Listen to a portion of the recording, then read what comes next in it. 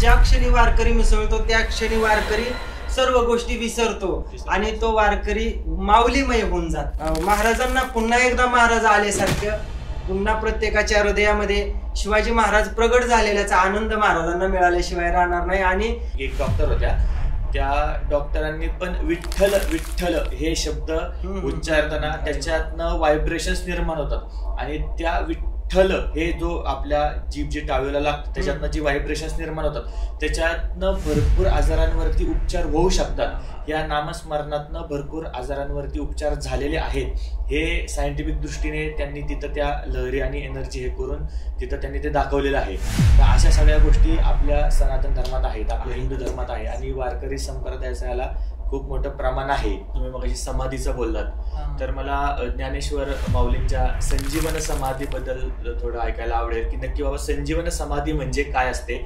आणि माझ्या मते अजूनपर्यंत ज्ञानेश्वर माऊली जर सोडले तर भरपूर लोक म्हणतात की बाबा ह्या महाराजांनी संजीवन समाधी घेतली, त्या महाराजांनी संजीवन समाधी घेतली, पण मला माझं एक फिक्स मत आहे की अशी संजीवन समाधी सुद्धा कोणीही घेतलेली नाहीये। तर तुकाराम महाराज एका ठिकाणी म्हणतात, मी वासुदेव तत्वता कळो येईल विचारता, आहे ठाऊक सभाग्य संता, नाही आणिक काही मागोता गा।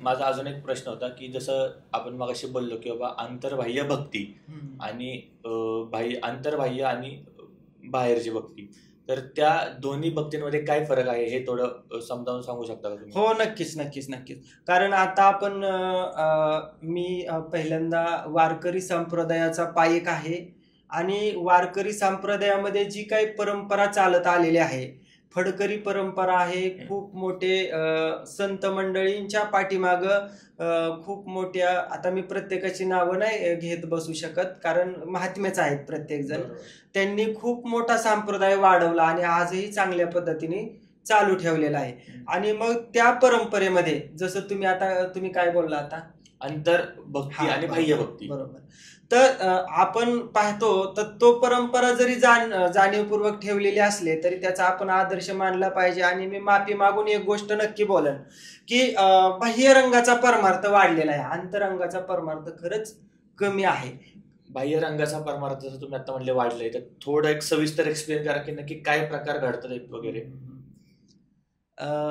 काय भुललाशी वरली या सोंगा, अशा पद्धतीने पोटासाठी संत झाले कलित बहुत, असं आहे। आंतरीचा परमार्थ ज्यावेळेस साधक करायला लागतो तेव्हा काय होतं, तो आंतरबाह्य शुद्ध व्हायला सुरुवात होते आणि जेव्हा अंतर्बाह्य शुद्ध होतो तेव्हा त्याची वाणी प्राप्त होत असते। 4 वाण्या ज्या आहेत, काय, परा, पश्यंती, मध्यम आणि वैखरी।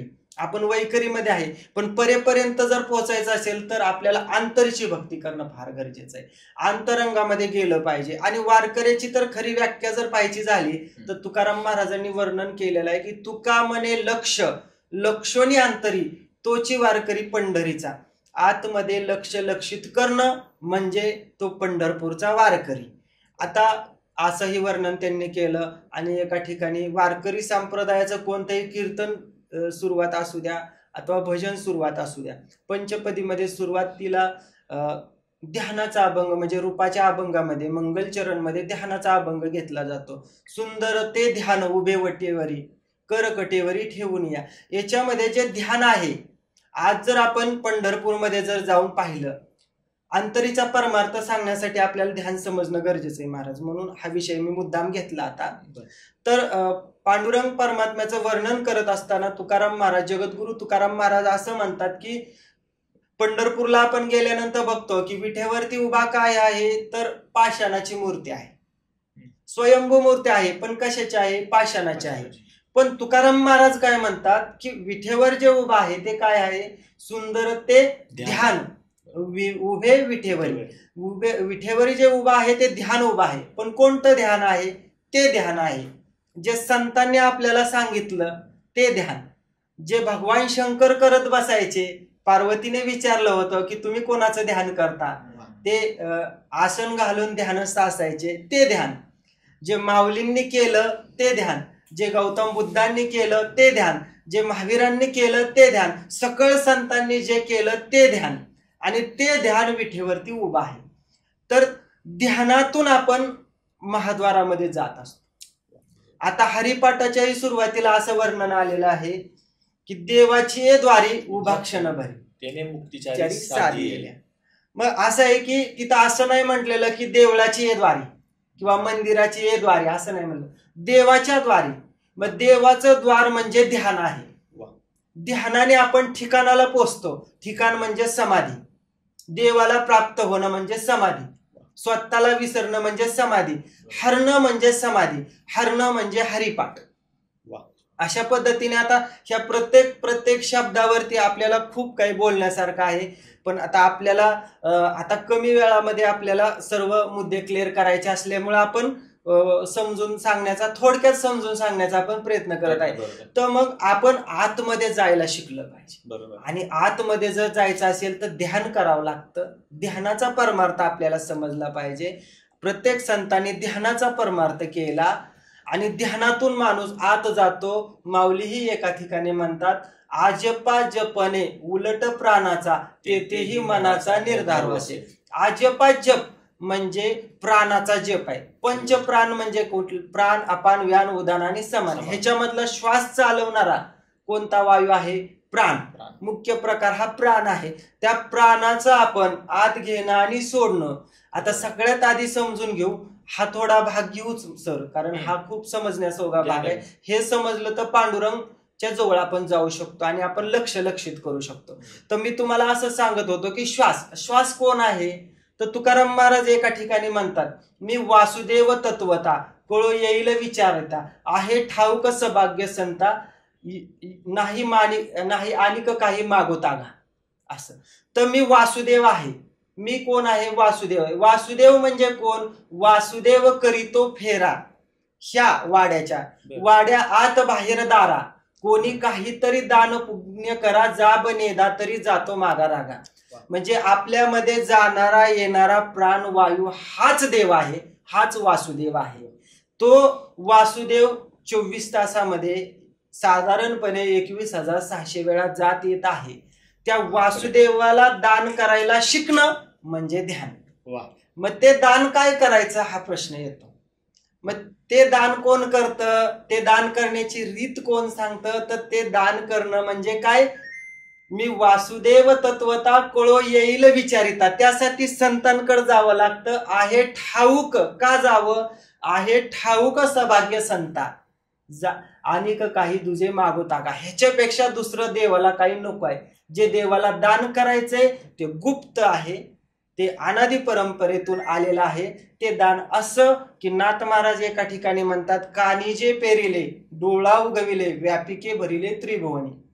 जर कानातून पेरल्यानंतर डोळ्यातून उगवतं. मी तुम्हाला जे मगाशी सांगितलं की कंठी प्रेम दाटे, त्याचाही थोडा आणखीन उल्लेख देतो. एका ठिकाणी असाही तुकाराम महाराजांनी वर्णन केलेलं आहे की उठा उठी अभिमान जाय ऐशे स्थळ कोण, ते या पंढरीशी घडे खळा पाजर रोकडे, नेत्री अश्रूची या धारा कोठे रोमांच शरीरा, ते या पंढरीशी घडे खळा पाजर रोकडे. तुका म्हणे काला कोठे अभेद देखिला, ते या पंढरीशी घडे खळा पाजर. ही क्रिया होणं म्हणजे अंतर्मुख होणं थोडक्यात. मग आता मगाशी मी तुम्हाला की दान काय करायचं, वासुदेव फेरे घालतोय त्याला दान काय करायचं, तर तिथं अनादी परंपरा येते. ती अनादी परंपरा असं जे ज्ञान गुड गम्य ज्ञानदेवा लादले निवृत्तीने दिलेले माझे आहे. तर ते गुप्त असतं, ते कानातून पेरावं लागतं.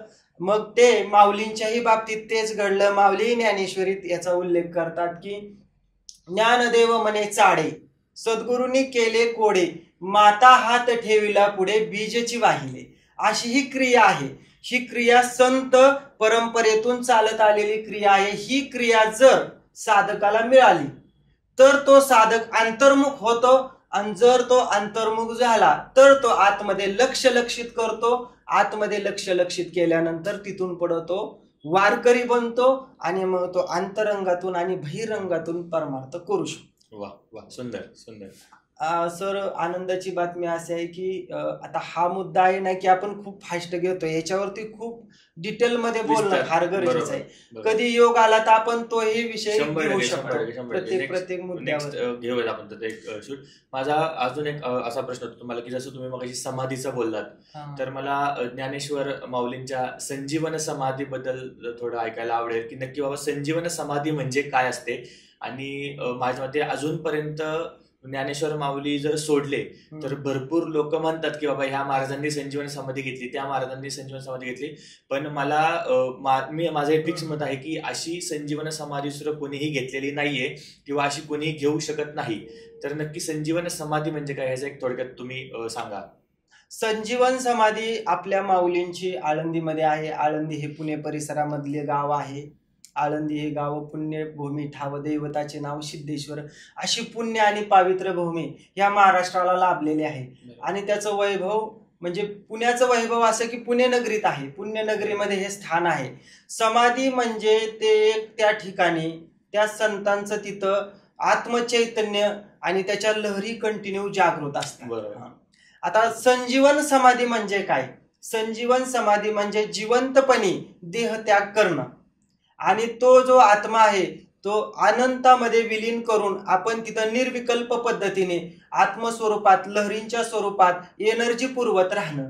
असं एनर्जीच्या स्वरूपात, चैतन्याच्या स्वरूपात, लहरींच्या स्वरूपात ती शक्ती तिथं केंद्रस्थान बनून राहत असते.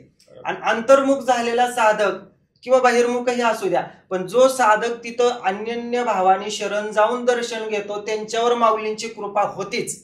आता समाधी म्हणजे काय हे सांगतो मी. समाधी म्हणजे समाधी कंडिशन कशी घडते, तर समाधी अशी घडते की ते संत महात्मे काय करतात की त्यांचं कार्य पूर्ण झाल्यानंतर, धर्माचं कार्य पूर्ण झाल्यानंतर देहत्यागाचं त्याग करायची त्यांची इच्छा होते. कारण कार्य पूर्ण झाल्यानंतर हे ठेवून तर काय उपयोग, हे नश्वर आहे ना, नश्वराला चिटकून राहण्यात काही मजा नाही. आणि आपल्याला आत्मस्वरूपात आकाश तत्वात विलीन होऊन चैतन्य स्वरूपाने प्रत्येकामध्ये आपल्याला आत्मऊर्जा जागृत करायची, हे त्यांचं पुढील कर्तव्य असतं. मग त्यासाठी ते संत काय करतात, तर देह त्याग करत असताना ते प्राणायाम करूनी कुंभक साधीला, वायू निरोधीला मूळ तत्व म्हणजे ते आत्मचैतन्य या देहातून बाहेर काढून मूळ तत्वामध्ये ते विलीन करत असतात. आणि याची एक योग क्रिया असते. जसं मी तुम्हाला म्हणला की उठोनी या प्रातकाळी, जसं आता तुम्ही म्हणला की संजीवन समाधी, पण माझ्या माहितीप्रमाणे संजीवन समाधी 2 ठिकाणी आहेत.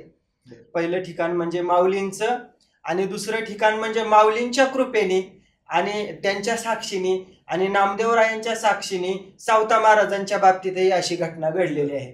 तर त्या सावता महाराजांचाही असाच प्रसंग आहे.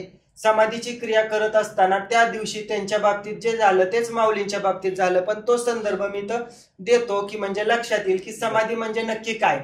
तर मग सावता महाराज त्या समाधीच्या दिवशी सकाळी उठोनी या प्रातकाळी करोनी या स्नान घालोनी आसन यथाविधी नवज्वरे देह झालाशे संतप्त परिमनी आर्थ विठोबाचे आर्तभाव प्रगट होतो. आर्तभाव प्रगट झाल्यानंतर ते साधक काय करतात की सकाळी उठून आसन घालून बसतात, ध्यानस्थ मुद्रेमध्ये बसतात आणि मग पुढे काय करतात की प्राणायाम करूनी कुंभक साधीला आणि वायू निरोधीला, मूळ तत्वामध्ये तो वायू आहे ना, प्राणवायू, हा समर्पण करण्याचा ते प्रयत्न करतात. आता याची डिटेल थोडक्यातच सांगू आपण. त्याची स्थिती अशी आहे की मूळाधार चक्रामध्ये पृथ्वी तत्व आहे.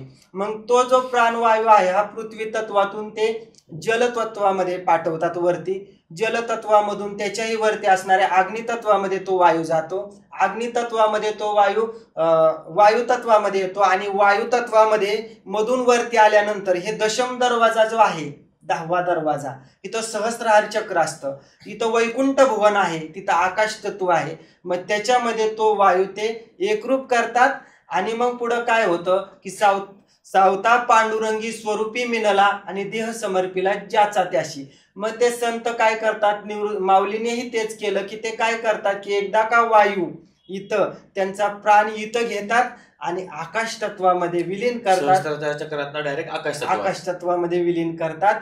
म्हणजे पांडुरंग परमात्म्याचं जे व्यापक स्वरूप आहे, अव्यक्त ते आकारले, रूपाले गुणवंत, असं तो निर्गुण निराकारी असणारा पांडुरंग परमात्म्याचं खरं स्वरूप, आकाशवत असणारा पांडुरंग परमात्मा जो आकाशापेक्षाही मोठा आहे, त्या पांडुरंग परमात्म्याच्या त्या निराकारी स्वरूपामध्ये ते चैतन्य ते विलीन करतात आणि मग ते आपला देह आहे ह्या पंचतत्वामध्ये समर्पित करतात. याला संजीवन समाधी म्हणतात. ह्याच्याबद्दल मला एक अशी स्टोरी माझ्या वाचण्यात आली होती की संत एकनाथ महाराजांचं जे होतं की आपली बाबा संत परंपरा जी चालू आहे, तर त्याच्यामध्ये जसं तुम्ही बोललात की अंतर्भक्ती ही आपल्या आधीच्या सगळ्या संतांनी तीच भक्ती केलेली आहे. या मुद्द्यावरून थोडक्यात स्पष्ट होतं की माझ्या ऐकत अशी एक स्टोरी आली होती की संत एकनाथ महाराज जेव्हा मरण पावले, जेव्हा त्यांनी समाधी बाबा ठेवली, तेव्हा त्यांच्या शेजारी एक बाई राहत होती. तर ती बाई त्याची मुलगी माहेरी येत होती, तिची मुलगी. तेव्हा संत एकनाथ महाराज वारले, तेव्हा ती बाई जोरात ओरडायला लागली एकनाथ महाराजांना की मेल्या, तुला आताच मरायचं होतं का रे, आता माझी पोरगी घरी येणार होती आणि त्यात तू मेला. हे ऐकल्यावरती संत एकनाथ महाराज परत उठून जिवंत झाले तिथं. ते म्हणले त्यात काय, तेव्हा मी उद्या मरतो, तुझी मुलगी आल्यानंतर तर मी उद्या मरतो. ह्याच्यातनं एक गोष्ट लक्षात येते की बाबा अंतर्भक्ती म्हणजे काय, योग साधना म्हणजे काय, आणि सिद्धी ज्या प्राप्त होत्या त्या आपल्या प्रत्येक संतांना सिद्धी प्राप्त होत्या, हे ह्याच्यातनं थोडक्यात सांगायचं आहे मला. प्रश्नच नाही. जो साधक सद्गुरुनिष्ठ राहतो, संतांच्या सहवासात राहतो ना, त्यांना नकळत ह्या गोष्टी प्राप्त झालेल्या असतात, प्राप्त होतातच. कसं वाचा सिद्धी येते आणि जसं ते बोलताल त्या पद्धतीने होतं आणि आपण आपली भक्ती एवढ्या उच्च लेवलला पोहोचलेली असते, वरच्या लेवलला जाते की देवालाही आपली इच्छा मान्यच करावी लागते. देव इच्छी रज चरणीची माती धावती चालती मागे, काय त्या उरले वेगळे आणि वैकुंठ नायक जया कंठी. त्यांच्या कंठामध्येच वैकुंठ नायक येऊन राहिलेला असतो, त्यामुळे त्यांच्या इच्छा मनासारख्या पूर्ण होतात. असतच संतांच्या सानिध्यात राहिल्याशिवाय संतांच्या सानिध्यात राहिल्याशिवाय हरिप्राप्ती होऊच शकत नाही. हरिप्राप्तीशी उपाय धरावे संतांचे ते पाय. आणि तुकाराम महाराजही एका ठिकाणी म्हणतात की सद्गुरु वाचुनी सापडेना स्वय, धरावे ते पाय आधी आधी. संतांचे पाय धरल्याशिवाय आपल्याला देव समजू शकत नाही.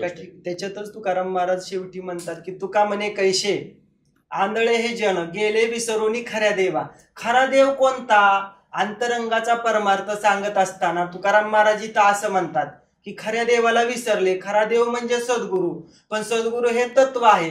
ते तत्व कसं आहे, निराकारी तत्व आहे. मग खरा देव कोणता, मग खरा देव सांगण्यासाठी परत माऊली एका ठिकाणी सांगतात की देव देव मनोनी व्यर्थ का फिरशी, निज देव नेनशी मुळी कोण. देवा नाही रूप, देवा नाही नाव, देवा नाही गाव कोठे काही. ज्ञानदेव म्हणे भजा आत्मदेवा, अखंडित सेवा करा त्यांची. तो आत्मदेव आहे ना, पंढरपूरमध्ये जो आहे तो आपल्यामध्ये आहे, प्रत्येकामध्ये आहे. आपली भक्ती अंतर्मुख जेव्हा होईल तेव्हा आपण सन्मुख होऊ, तेव्हा आपण देवाच्या दारात खऱ्या अर्थाने उभं राहिले म्हणायला काही हरकत नाही. आणि नक्कीच आपण त्या ठिकाणाला पोहोचू. आणि मग आपल्यामध्ये विशेष अंशत्वाने असणारा पांडुरंग परमात्मा हा विशेषत्वाला आल्याशिवाय राहत नाही. एका ठिकाणी असंही तुकाराम म्हणतात की ह्या शरीराचं महत्व सांगताना एका ठिकाणी असं म्हणतात की बीज भाजोनिया केली लाही, आम्हा जन्म मरण नाही. आकाराशी कैसा ठाव, देह प्रत्यक्ष होय देव. हा देह प्रत्यक्ष देव होण्याची ताकद या वारकरी संप्रदायामध्ये आहे. वा वा वा, सुंदर. आता तुम्ही जसं म्हणताय की आपण एक प्रकारे पांडुरंगालाच प्राप्त करून घेतो. मग यासाठी वारकरी होण्याचीच गरज आहे ती आहे का, की बाकीचे जे आता वारकरी नाहीयेत ते पण पांडुरंगांची भक्ती करून पांडुरंगाला प्राप्त म्हणजे करू शकतात? 100% करू शकतात. अंतर्मुख जो झाला त्याची वारी सुरू झाली, आजपा जपाची वारी सुरूच झाली. आत सगळ्यांच्या राम आहे, सर्वा घटी राम देहादेही एक, सूर्यप्रकाशक सहस्ररश्मी. अंतर्मुख जेव्हा साधक होतो, जेव्हा साधक अंतर्मुख होतो तेव्हा आतील भजन त्याला ऐकू यायला सुरुवात होते. आत राम भजन करतोय, त्याचं गीत चालू आहे आत, पण ते आपल्याला ऐकायला येत नाही कारण आपलं तिकडं लक्ष नाही. म्हणून तुकाराम महाराज म्हणतात की पांडुरंग परमात्मा तुझ्यामध्ये आहे, आत्मदेवाच्या रूपात आहे. तू अंतर्मुख फक्त होऊन बघ. आणि अंतर्मुख होण्यासाठी मग ही वारी त्यांनी घातलेली आहे. पंढरीशी जावे आल्यानो संसारा, दिनाचा सोयरा पांडुरंग, वाट पाहे उभा भेटीची आवडी, कृपाळू तातडी उतावेळ. तुम्ही म्हणला तसं मागील परिहार पुढे नाही शिन, झाली या दर्शन एक वेळा. एकदा का दर्शन झालं की मागचा परिहार होतो, म्हणजे त्याचा जन्म मरणाचा फेरा चुकतो आणि मग आयुष्याच्या साधने सच्चिदानंद पदवी घेणे. धन्य आम्ही जन्म आलो दास विठोबाचे. तेव्हा तो सच्चिदानंद पदवी घेतो.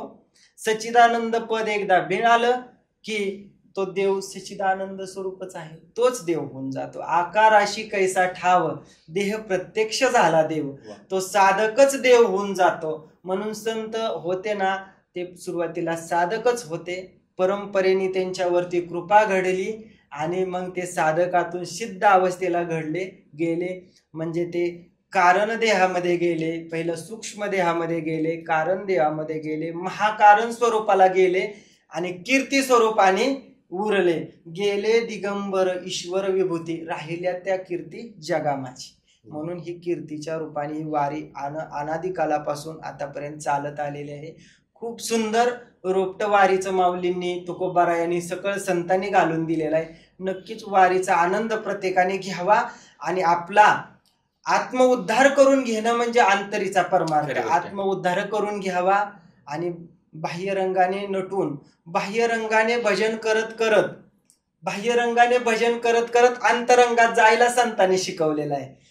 एका ठिकाणी म्हणतात ना, वैष्णवा संगती, तुकाराम महाराज म्हणतात, वैष्णवा संगती सुख वाटे जीवा आणि कमी देवा काय नेणे. गायनाचे उडे आपुलिया छंदे, मनाचे आनंदे आवडीने. आनंदाने आवडीने नाचण्याचं ठिकाण आणि स्वतःला विसरण्याचं ठिकाण म्हणजे ही वारी. वा. माझा अजून एक असा प्रश्न होता की जसं आपण समाधी संजीवनाचा मगाशी बोललो, तर सायंटिफिक दृष्टीने आळंदीमध्ये एक आता टेस्ट वगैरे झाल्या, तुम्हाला माहिती असेल. समाधी संजीवनावरती काही शास्त्रज्ञ वगैरे आले होते आणि तिथं त्यांनी पॅरामीटर वगैरे अशा सगळ्या गोष्टी आणून तिथं नक्की बाबा संजीवन समाधी आहे का हे टेस्ट वगैरे झाल्या. त्याच्यावरती थोडंफार तुम्ही सांगू शकता. खूप मोठं योगदान आहे याच्यासाठी.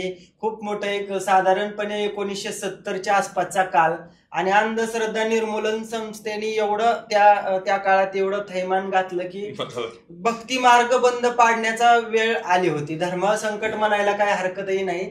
अशा प्रसंगामध्ये की आळंदीच त्यांनी निवडली आणि आळंदीवरती त्यांनी ऑब्जेक्शन घेतल्यानंतर मग मामासाहेबांना ही बातमी, आपल्या वारकरी संप्रदायाचं खूप मोठं कार्य मामासाहेब दांडेकरांनी चालू ठेवलं होतं. खूप मोठं योगदान आहे त्यांचं संत परंपरेमध्ये, वारकरी संप्रदायामध्ये. मग त्यांना हे त्यांच्यापर्यंत बातमी आली.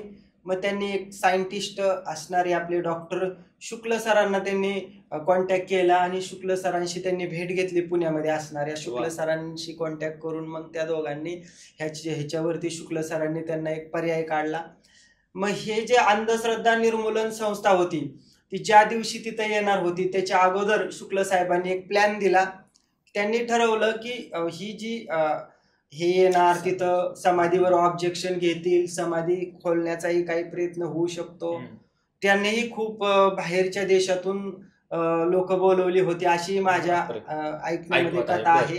आणि ही फार जुनी नाहीच. आता तसं पाहायचं झालं ते 50 वर्षाच्या आसपासची घटना आहे. म्हणजे आताची चालूच घटना म्हणायलाही तसं काही हरकत नाही. आपल्या वडीलधाऱ्या लोकांच्या डोळ्यासमोरच्याही म्हणायला काही हरकत नाही, त्यांच्या समकालीन.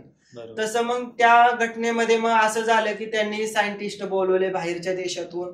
मग ते सगळे त्यांची मंडळी तिथं येऊन पोहोचली. ज्या दिवशी ते येणार त्या दिवशी आदल्या दिवशी शुक्ल सर तिथं आळंदीत पोहोचले. मामासाहेबांच्या बरोबर पहाटेचं ते मंदिरात गेले आणि त्यांनी 3 प्रकारचे मीटर त्या ठिकाणी बसवले आत गाभाऱ्यामध्ये. एक आत्मचैतन्याचं फ्रिक्वेन्सी नोंद करणारा, एक एनर्जी चैतन्य आत्म एनर्जी हे करणारा काउंट करणारा, एक चैतन्य काउंट करणारा काही असतील आणि काही ते लहरी काउंट करणारे, असे वेगवेगळ्या प्रकारचे एनर्जी काउंट करणारे त्यांनी मीटर्स त्या ठिकाणी. आता ते त्यांचा विषय आहे शास्त्रज्ञांचा की त्यांनी त्या पद्धतीने मीटर लावले की त्यांना त्या लहरी चेक करायच्या होत्या तिथल्या. मग मीटर त्यांनी लावले, सेट केले आणि त्यांनी 3 प्रकारचे आवरण पण बनवून नेले समाधीसाठी. त्याच्यामध्ये एक जस्ताचं होतं, एक मला वाटते पितळाचं आणि एक लोखंडाचं. अशा पद्धतीने त्यांनी 3 आवरणही नेली ते की जेणेकरून समाधी झाकता येईल आणि उघडता येईल. असे आवरण पण बनवून नेले. मग ते आवरण तिथं ठेवले आणि त्या लोकांना त्यांनी विनंती केली, तुम्ही एकदा हा प्रयोग करून बघा आणि मग तुमच्या लक्षात आल्यानंतर तुम्ही पुढचा निर्णय घेऊ शकता. मग ती टीम आतमध्ये 10-12 लोकांची गेली. मामासाहेब आणि हे शुक्ल सर बाहेर आले आणि पूर्ण सेटिंग सर्वस्व त्या मीटर्सची माहिती त्यांना देऊन ते आत गेले. मग त्यांनी आतमध्ये गेल्यानंतर मीटर्स चेक केले, त्याच्यामधले लहरी चेक केल्या, लहरी त्यांना दिसल्या. इथं कोणत्याही प्रकारचं काही नसताना हे मीटर्समध्ये जे दिसत आहेत काही नसताना हे 0 दिसायला पाहिजे, पण हे मीटर्समध्ये रिडिंग दिसतंय. मग ते रिडिंगही दिसलं. मग त्यांनी ते आवरणही चेक केले, प्रत्येक आवरणाला वेगवेगळं रिडिंग दिसलं आणि ते आवरण काढल्यानंतर वेगळं रिडिंग दिसलं. असे पूर्ण त्यांना तिथले रिडिंग समजले आणि ते बाहेरचे जे 3 सायंटिस्ट आले होते ना, त्यातल्या तर एक सायंटिस्ट कायमस्वरूपी आळंदीला स्थायिक झाला. एवढा मोठा त्या बाबतीतचा घडलेला अलौकिक अनुभव आहे. आणि खरोखरच शास्त्रज्ञांचं तिथं विज्ञानाचंही त्या ठिकाणी माता टेकला म्हणायला काय हरकत नाही. आपल्या या सनातन संस्कृतीला, आपल्या अध्यात्माला, आपल्या पुरातनाला खरेच सायंटिस्ट जी जोड आहे. आपल्या विज्ञान हे आधीपासून चालत आलेलं आहे आणि ते फक्त असं झालंय की आजकालच्या लोकांना फक्त ती गोष्ट समजून सांगायला लागते. हे आपलं दुर्दैव आहे. आपल्या लोकांना म्हणा किंवा दुसऱ्या लोकांना आपल्याला ती गोष्टीचा अभ्यास करून सांगावं लागतं की बाबा ह्याच्यामध्ये हे सायन्स लपलेलं आहे, त्याच्यामध्ये ते सायन्स लपलेलं आहे. ह्या गोष्टी आपल्याला सांगायला लागतात. हे खरंच आपल्या हिंदू धर्माचा आणि आपल्या सनातन संस्कृतीचं हे दुर्दैव आहे म्हणायला हरकत नाही. आता मध्ये एक डॉक्टर पण होत्या, भरपूर व्हिडिओ व्हायरल झाला होता, एक रील व्हायरल झाली होती की एक डॉक्टर होत्या, त्या डॉक्टरांनी पण विठ्ठल विठ्ठल हे शब्द उच्चारताना त्याच्यातनं व्हायब्रेशन्स निर्माण होतात आणि त्या विठ्ठल हे जो आपल्या जीभ जी टाळूला लागतं त्याच्यातनं जी व्हायब्रेशन्स निर्माण होतात त्याच्यातनं भरपूर आजारांवरती उपचार होऊ शकतात. या नामस्मरणातनं भरपूर आजारांवरती उपचार झालेले आहेत. हे सायंटिफिक दृष्टीने त्यांनी तिथं त्या लहरी आणि एनर्जी हे करून तिथं त्यांनी ते दाखवलेलं आहे. तर अशा सगळ्या गोष्टी आपल्या सनातन धर्मात आहेत, आपल्या हिंदू धर्मात आहे आणि वारकरी संप्रदायाचा याला खूप मोठं प्रमाण आहे. ही खरी गोष्ट 100% आहे. विठ्ठल विठ्ठल भजनही घडतं आणि भजन घडत असताना, हरिपाठामध्ये नाचत असताना आपला अशा पद्धतीचा आपला एनर्जी तयार होते आणि अशा पद्धतीचं की शरीराची हालचाल घडते की त्याच्यामधून बरेचसे आजार ऑटोमॅटिक निघून जातात. बरेचशा जणांचे गेलेतही, असेही अनुभव आहेत. म्हणजे असं म्हणायला काय हरकत नाही की वैज्ञानिकही त्याच्यामधून फायदे आहेत, म्हणजे फिजिकली म्हणजे शारीरिकही फायदे आहेत आणि आध्यात्मिकही फायदे आहेत, म्हणजे आत्मिक फायदे पण आहेत. दोन्ही प्रकारचे फायदे आहेत त्याच्यामध्ये. बरोबर. मला अजून एक असा प्रश्न विचारत होता की आजच्या काळामध्ये आपली वारकरी संप्रदायाची परंपरा तर अविरत चालू आहेच आहे, पण आजच्या काळामध्ये तुम्ही आपल्या जी मुलं आहेत, आपली जी आता सोशल मीडिया आलेलं आहे, डिजिटल मार्केटिंग चालू आहे, त्याच्यामध्ये वारकरी संप्रदायाची परंपरा अविरत चालू कशी राहील किंवा आजच्या काळातल्या मुलांनी मुलींनी ह्याच्यातनं काही शिक्षण घेतलं पाहिजे बाबा किंवा सेवा कशा पद्धतीने केली पाहिजे, आपण ह्याबद्दल थोडंफार सांगू? बघा आता जे प्रत्येक मुलांनी आता की थोडासा संत परंपरेचा अभ्यास केला पाहिजे. संत परंपरेचा अभ्यास करून संतांची परंपरा लक्षात घेऊन संतांनी जे दिलेलं ग्रंथ भांडार आहे, काय संतांनी दिलेलं वेद, 6 शास्त्र, 18 पुराण, हे हरीशी गाती, हे सर्व ग्रंथ भांडार सगळ्या संतांनी काय गाथा अभंग आहेत, चरित्र ग्रंथ आहेत, ज्ञानेश्वरी ग्रंथ आहे, अमृत संजीवनी ग्रंथ आहे, नाथ महाराजांचं भागवत आहे, एकनाथी भागवत आहे, असे बरेचसे ग्रंथ आहेत. हरिपाठ आहे, सगळ्या ग्रंथांचं सार असणारा हरिपाठ आहे. ह्या सगळ्या ग्रंथांचा अभ्यास केला, आताच्या तरुण पिढीने जर अभ्यास केला, नक्कीच त्यांच्या करिअरमध्येही त्यांना फायदा होणार, आत्मउद्धारासाठीही फायदा होणार आणि हिंदू धर्म खूप मोठ्या पद्धतीने जागृत होणार. नक्कीच महाराजांचं स्वप्न, महाराजांना पुन्हा एकदा महाराज आल्यासारखं, पुन्हा प्रत्येकाच्या हृदयामध्ये शिवाजी महाराज प्रगट झालेल्याचा आनंद महाराजांना मिळाल्याशिवाय राहणार नाही आणि माऊली तुकोबांनाही खऱ्या अर्थाने आपलं कार्य पुढं खरंच आलं याचा आनंद झाल्याशिवाय राहणार नाही. सर्वांनाच म्हणजे तरुण पिढीलाही अभ्यासालाही फायदा होईल आणि आध्यात्मिकही 100% फायदा होणार. एक शेवटचा प्रश्न विचारतो तुम्हाला की जशी आपली आषाढी पंढरपूरची वारी निघते आणि आता जुलै महिन्यामध्ये परत आपली आषाढी पंढरपूरची परत एकदा वारी चालू होईल, तर ती जशी सगळीकडनं फिरते तर ते वारकऱ्यांचं नियोजन खूप योग्य पद्धतीने असतं, नियोजन कधी चुकत नाही. जर एखाद्या वारकऱ्याला सांगितलं की बाबा तुला या रांगेतनं इथनं चालायचंय, तर ती रांग कधी हलत नाही किंवा तो वारकरी तिथं कधी साईडला होत नाही. किंवा जेव्हा रिंगण घडतं तेव्हा रिंगणात पण ज्या प्रकारे इतकी अलर्ट गर्दी, तुफान गर्दी असताना आपलं नियोजन हलत नाही. तर थोडक्यात वारी म्हणजे काय आणि वारकरी संप्रदायात आपले वारीचं नियोजन कसं असतं, प्रत्येक दिंडी कशी असते, थोडक्यात सांगा थोडस. वारीच्या कालावधीमध्ये जेव्हा वारकरी सोहळ्यामध्ये मिसळतो आणि सोहळ्यामध्ये ज्या क्षणी वारकरी मिसळतो त्या क्षणी वारकरी सर्व गोष्टी विसरतो आणि तो वारकरी माऊलीमय होऊन जातो. माऊलीमय झाल्यानंतर त्यांना असा भाव होतो की प्रत्येक वारकरी प्रत्येकालाच माऊली माऊली म्हणून बोलायला लागतं आणि मग त्याच्यामध्ये नक्कीच माऊलींची कृपेने त्यांच्यामध्ये सद्भावना प्रगत आणि सात्विक विचार ऑटोमॅटिक त्यांच्यामध्ये कृतीत यायला सुरुवात होते, बरोबर, आतूनच जागृत होतात. ही माऊलींची कृपा आहे आणि हा अनुभव वारीमध्येच गेल्यावर येऊ शकतो. बरोबर. तो सोहळा हा विठ्ठल विठ्ठल मना वेळोवेळ हा सुख सोहळा स्वर्गी नाही, हा सुख सोहळा संतांनी जो दिलेला आहे हा त्याच्यासाठीच दिलेला आहे. मला अजून एक असा प्रश्न विचारायचा होता की भरपूर ठिकाणी म्हणजे माझ्या ऐकवात वगैरे आले की भरपूर लोकांचं असं म्हणणं आहे की नाथ संप्रदाय हा वेगळा आहे आणि वारकरी संप्रदाय हा वेगळा आहे. पण मला म्हणजे माझ्या माहितीत असं होतं की आदिनाथ गुरु सकळ सिद्धांचा मच्छिंद्र दयाचा मुख्य शिष्य, मच्छिंद्राने बोध गोरक्षाश्री केला, गोरक्ष व्हायला ग्रहिणीपती. तर हरिपाठामध्ये आपलं नाथांचं हे आलेलं आहे आणि निवृत्तीनाथ महाराज हे आदी संप्रदायाचेच आहेत, नाथ संप्रदायाचेच आहेत आणि त्यांचे गुरु जे आहेत ते नवनाथ आहेत. तर मग म्हणजे नाथ संप्रदाय हा वारकऱ्यांशी किंवा वारीशी कसा कनेक्ट होतो? म्हणजे याचा उगम माऊलींना जो परंपरा मिळाली ही नाथ परंपरा मिळाली. आदिनाथापासूनच जसं तुम्ही आता सांगितली ती परंपरा तशीच ती चालत मच्छिंद्रनाथाकडून गोरक्षनाथांकडून गहिनी प्रसादे निवृत्ती दाता ज्ञानदेव सार चोजविले. निवृत्ती हे नाथ आहेत आणि ज्ञानोबाराय हे माऊली आहेत, हे विश्वाचे माऊली आहेत. माऊलींना जे ज्ञान निवृत्तीनाथांकडून सद्गुरु कृपेने परंपरेने जे गुढगम्य आणि जे गुढ ज्ञान प्राप्त झालं ते व्यापक स्वरूपाने माऊलींनी जगापुढे मांडण्याचा प्रयत्न केला. म्हणजे माऊलींनी काय केला, संप्रदाय जो होता परंपरेने चालत आलेला संप्रदाय सोपा केला.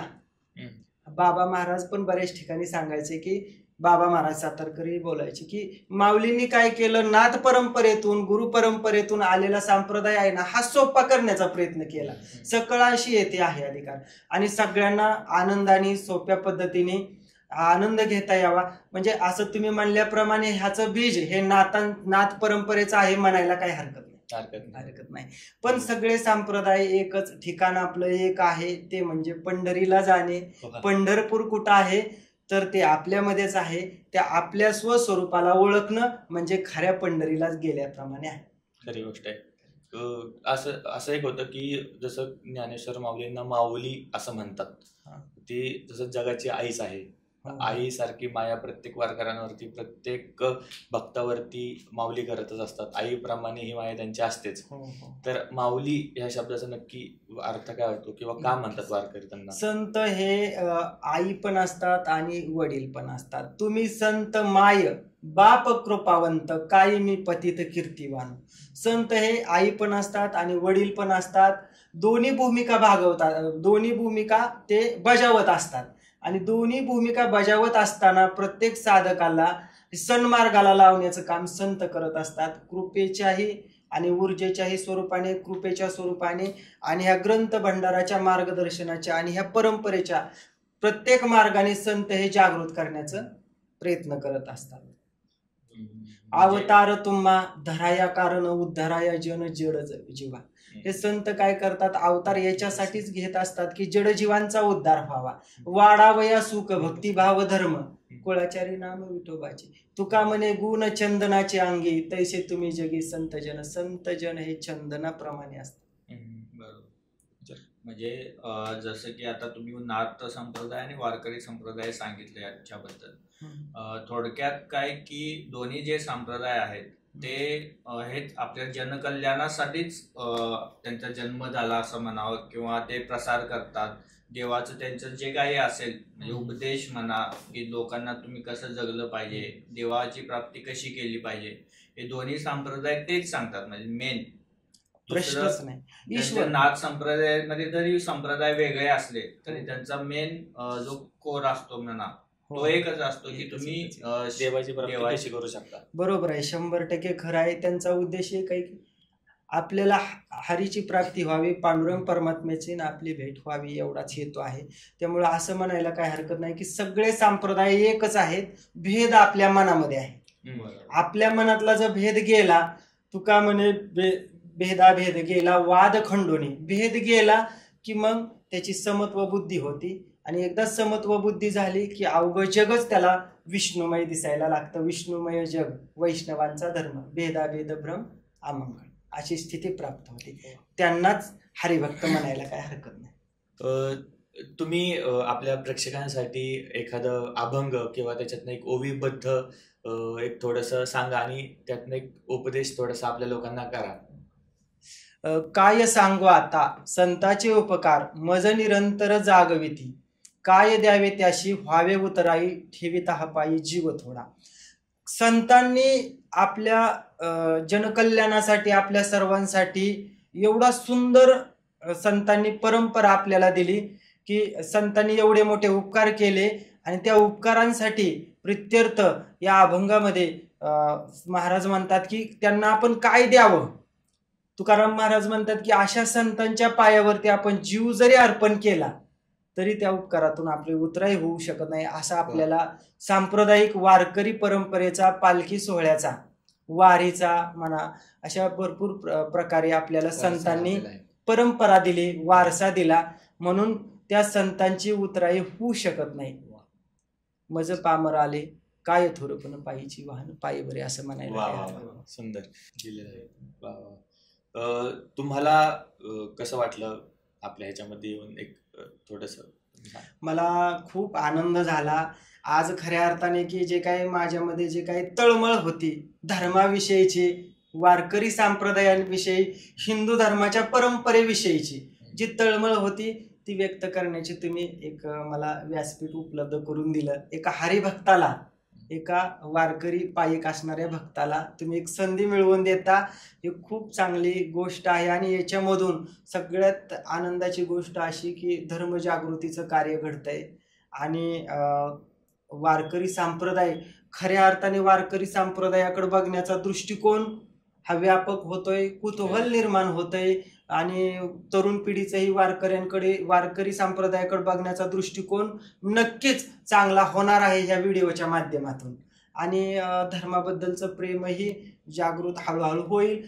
तुम्ही जर, तुमच्यासाठी आनंदाची आणि प्रेमाची गोष्ट अशी की तुम्ही खरंच माऊलींना तुमचं कौतुक करू वाटत असावं, 100% तुकोबारायांनाही करू वाटत असावं.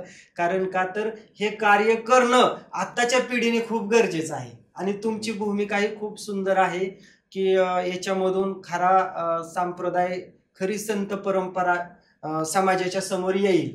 खरी संत परंपरा आल्यानंतर खरं हिंदू धर्माचं जे काही वाङ्मय आहे, ज्ञान आहे, सनातन परंपरा आहे, हे प्रत्येकासमोर येईल, आणि आल्यानंतर खऱ्या अर्थाने हिंदूही जागृत होईल आणि आत्म आनंदही होईल. 100%.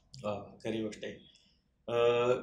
महाराज, आपण ज्या गोष्टीवरती आता चर्चा करतोय किंवा ज्या गोष्टी आपण सांगतोय किंवा आपल्याला ज्या गोष्टी लोकांपर्यंत पोहोचवायच्यात, ह्या खूप चांगल्या पद्धतीने तुम्ही आम्हाला सांगितल्या.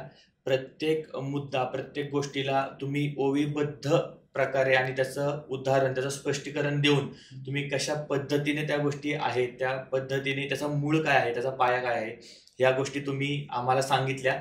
यातल्या भरपूर गोष्टी आम्हाला नवीन पद्धतीनेच ऐकायला मिळाल्यात, आणि नक्कीच लोकांपर्यंत पण त्या गोष्टी नवीन पद्धतीनेच जातील, नवीन पद्धतीने लोकांना ह्या गोष्टी ऐकायला मिळतील हे आहे.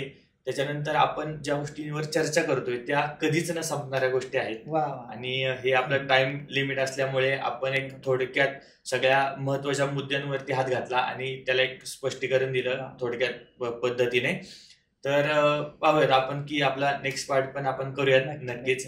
त्याच्यावरती अजून छान पद्धतीने टॉपिक करूयात, अजून सविस्तर माहिती त्यामध्ये आपण लोकांपर्यंत 100% नेऊयात. आणि तुम्ही इथे आलात, आम्हाला म्हणजे तुम्ही ज्ञान प्राप्त करून दिलं आणि लोकांपर्यंत हे ज्ञान चांगल्या पद्धतीने जाईल अशी आमची ज्ञानेश्वर माऊलींचरणी सदिच्छा. रामकृष्ण हरी. रामकृष्ण हरी. जय हरी. हर्षवर्धन महाराज शेंडे आज आपल्या पॉडकास्टमध्ये आले. आपण योग्य पद्धतीने वारकरी संप्रदाय, संत मंडळी, ज्ञानेश्वर माऊली, वारी परंपरा आणि आपल्या संतांचं जे काम आहे किंवा आत्ताचं प्रवचन, कीर्तन, भजन ह्या सगळ्या गोष्टी कशा पद्धतीने चालतात आणि कुठल्या लेवलपर्यंत त्या न्यायच्या आहेत, वारकरी संप्रदाय, हिंदू धर्म कसा वाढवायचा आहे, ह्या गोष्टींवरती आपण छान पद्धतीने चर्चा केलेली आहे. पूर्ण पॉडकास्ट तुम्ही एकदा नक्की पहा आणि तुम्हाला काय वाटतंय, तुम्हाला ह्याच्याबद्दल काय प्रतिक्रिया द्यायची ती आपल्या कमेंट सेक्शनमध्ये नक्की द्या. आपल्या चॅनलला लाईक, शेअर आणि सबस्क्राईब करायला विसरू नका. असेच अजून नवीन टॉपिक, अजून योग्य पद्धतीने आध्यात्मिक क्षेत्रातील आणि वेगवेगळ्या टॉपिकवरती आपण चर्चा करणारच आहोत. त्यासाठी आपण नवीन नवीन पाहुण्यांना आमंत्रित केलेलं आहे आणि ते तुम्हाला लवकरच दिसून येईल वेगवेगळ्या पॉडकास्टमध्ये. आणि आपण आता इथेच थांबूयात. आपल्याला लाईक, शेअर, सबस्क्राईब करायला विसरू नका. धन्यवाद.